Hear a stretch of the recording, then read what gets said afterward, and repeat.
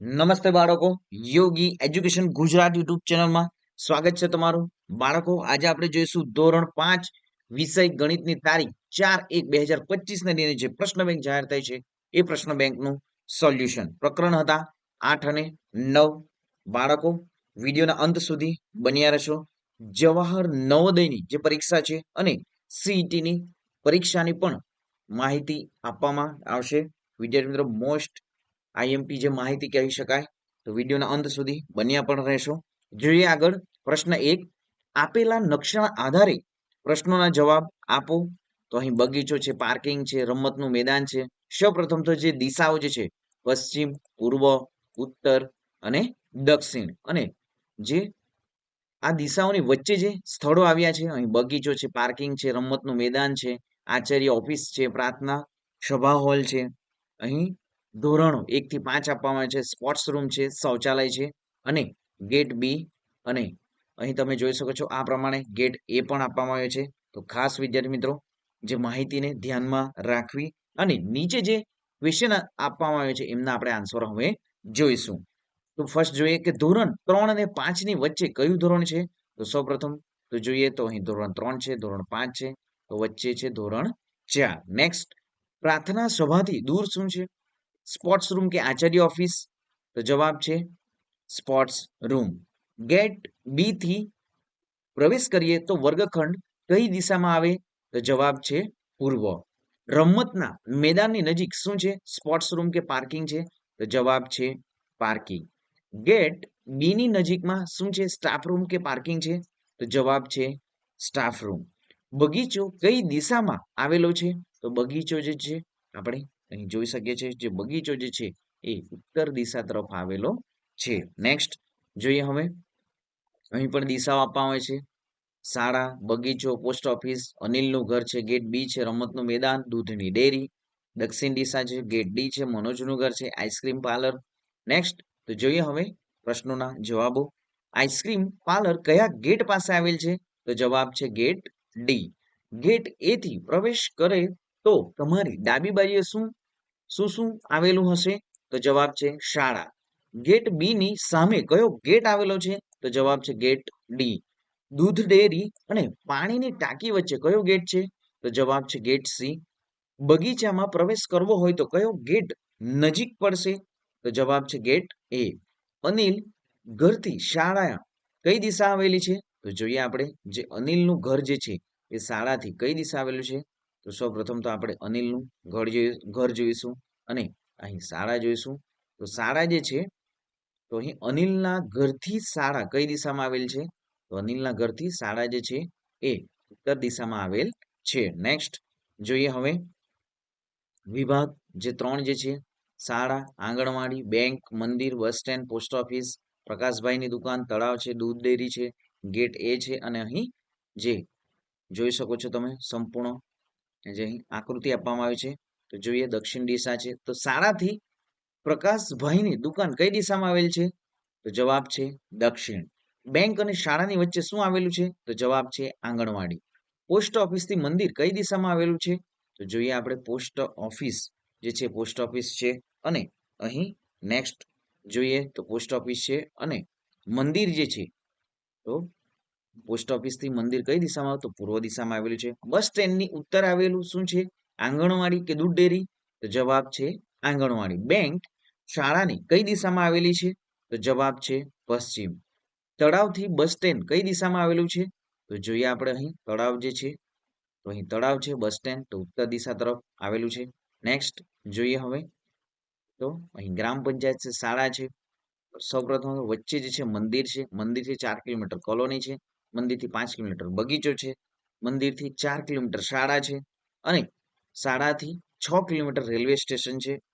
અહીં દિશાઓ પશ્ચિમ, દક્ષિણ, ઉત્તર અને પૂર્વ દિશા આપવામાં આવી છે. તો જોઈએ, બગીચો મંદિરની કઈ દિશામાં આવેલ છે? તો બગીચો જે છે એ મંદિરની કઈ દિશામાં આવેલો છે? બગીચો મંદિરની ઉત્તર દિશામાં આવેલો છે. નેક્સ્ટ જોઈએ તો રેલવે સ્ટેશનથી શાળાનું અંતર કેટલા કિલોમીટર છે? અહીં રેલવે સ્ટેશન સૌપ્રથમ તો જોઈએ, રેલવે સ્ટેશન અને જે શાળા જે છે એ 6 કિલોમીટર અંતર આવેલું છે. મંદિરની પૂર્વ દિશામાં શું છે? તો કોલોની છે. કોલોની તે શાળાનું અંતર કેટલું છે? તો જવાબ છે 8. મંદિર એ શાળાની કઈ દિશામાં આવેલું છે? તો પશ્ચિમ દિશામાં આવેલ છે. કયું અંતર સૌથી વધુ છે? તો શાળાથી બગીચો. નેક્સ્ટ જોઈએ તો રેલવે સ્ટેશન છે, શાળા છે, બાગ છે. શાળા જે વચ્ચે આવે છે, શાળાથી 7 કિલોમીટર કોલોની છે. ઉત્તરમાં 4 કિલોમીટર મંદિર છે, 3 કિલોમીટર પૂર્વમાં બાગ છે શાળાથી, અને શાળાથી પશ્ચિમે રેલવે સ્ટેશન જે 6 કિલોમીટર છે. તો શાળા એ બાગની કઈ દિશામાં આવેલ છે? તો શાળા એ બાગની પૂર્વ દિશામાં આવેલ છે. નેક્સ્ટ મંદિરથી કોલોનીનું અંતર શોધો. તો 11 કિલોમીટર છે. રેલવે સ્ટેશનથી બાગ એ કઈ દિશા છે? તો પૂર્વ દિશા.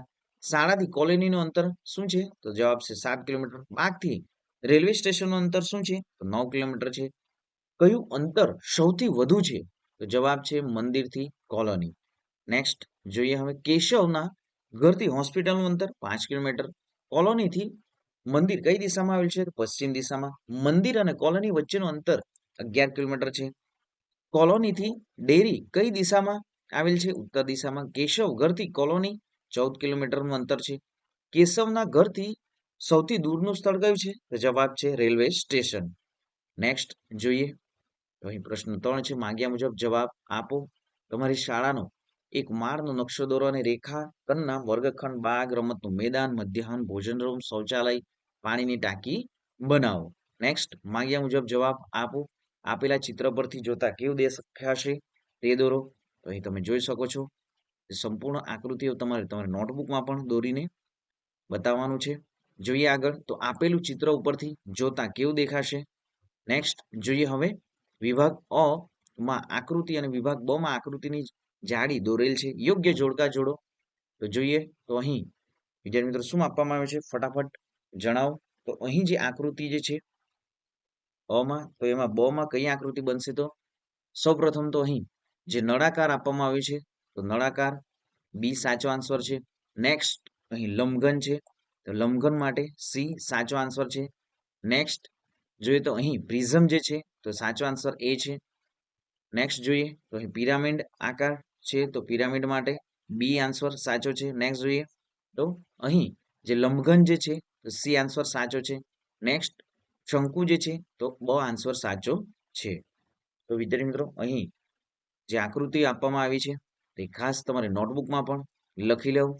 અને વિદ્યાર્થી મિત્રો સૌપ્રથમ સીઈટી ની પરીક્ષા જે છે એ 22/3/2025 ના દિને લેવામાં આવશે. અને વિદ્યાર્થી મિત્રો જવાહર નવોદયનું જે એડમિટ કાર્ડ છે સૌપ્રથમ તો વિદ્યાર્થી મિત્રો નવોદયની વિદ્યાલય સમિતિ એટલે કે અહીં તમારે જવાહર નવોદય ગૂગલ પર તમે સર્ચ કરશો તો ત્યાં તમને જવાહર નવોદય જે વેબસાઇટમાં તમે એડમિટ કાર્ડ તમને ત્યાં ડાઉનલોડ થશે જ. વિદ્યાર્થી મિત્રો જે રજીસ્ટ્રેશન નંબર અને બર્થડે ડેટ છે એ નાખીને તમે તમારો એડમિટ કાર્ડ વિદ્યાર્થી મિત્રો તમારો એડમિટ કાર્ડ ડાઉનલોડ કરી લો. આ પ્રમાણે તમારો જે બાળકોનો એડમિટ કાર્ડ વિદ્યાર્થી મિત્રો ડાઉનલોડ થશે. અને તારીખ જે 18 જાન્યુઆરી 2025 ના દિને 11:30 થી 1:30 સુધી તમારી એક્ઝામ લેવાશે. તો વિદ્યાર્થી મિત્રો ખાસ જે પણ બાળકોએ જે જવાહર નવોદયનું ફોર્મ ભર્યું છે એમણે નવોદયની વેબસાઇટ પર જઈ એડમિટ કાર્ડ ડાઉનલોડ કરવાનો રહેશે. અને ખાસ વિદ્યાર્થી મિત્રો જે સીઈટી ની પરીક્ષા જે છે ધોરણ 5 ના વિદ્યાર્થીઓ માટે અપાશે એ વિદ્યાર્થી મિત્રોએ ખાસ જે વિદ્યાર્થી મિત્રો હજી પણ જેમને બુક લેવી હોય, તૈયારી પણ કરવી હોય તો આપણી યુટ્યુબ ચેનલ પર તૈયારી પણ કરવામાં આવશે. અને વિદ્યાર્થીઓ વધારે તૈયારી કરવા માટે જો બુક જોઈએ છે તો ડિસ્ક્રિપ્શનમાં સીઈટી ની બુક માટેની લિંક પણ આપવામાં આવી છે. તો બુક પણ તમે પરચેઝ કરી શકો. જે તારીખ છે 22/3/2025 એટલે કે માર્ચ મહિનામાં તમારી જે છે સીઈટી ની પરીક્ષા લેવામાં આવશે. તો મળીશું હવે બાળકો નેક્સ્ટ વિડીયોમાં નવી જ્ઞાન નવી માહિતી સાથે. જય હિન્દ બાળકો, વંદે માતરમ.